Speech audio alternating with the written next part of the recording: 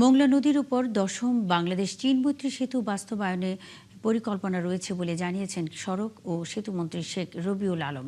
রবিবার মোংলার স্থায়ী বন্দর বাস স্ট্যান্ডে পৌর বিএনপি আয়োজিত সম্বর্ধনা অনুষ্ঠানে একথা বলেন তিনি। মন্ত্রী আরও বলেন, বাংলাদেশ চীন মৈত্রী সেতুটি মোংলার বিশেষ অর্থনৈতিক জোনে অক্টোবরে কাজ শুরু হবে। এতে শুরুর দিকে এখানকার 25,000 মানুষের কর্মসংস্থান হবে, পরে তা 60,000-এ পৌঁছাবে।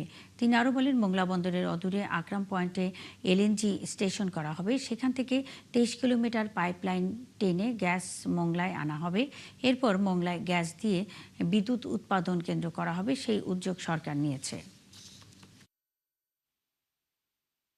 বাংলাদেশ চীন মৈত্রী সেতু হিসাবে, দশম মৈত্রী সেতু হিসাবে এটা দ্রুততম সময় করার জন্য প্রক্রিয়া চলছে।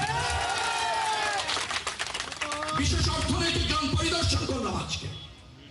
প্রথম ফেজের কাজ অক্টোবরে শুরু হবে, 25,000 লোকের কর্মসংস্থান হবে। দ্বিতীয় ফেজ শুরু হওয়ার পর 60,000 লোকের কর্মসংস্থান হবে এই মোংলার অর্থনৈতিক জোনে। সে পদক্ষেপ সরকার দিচ্ছে।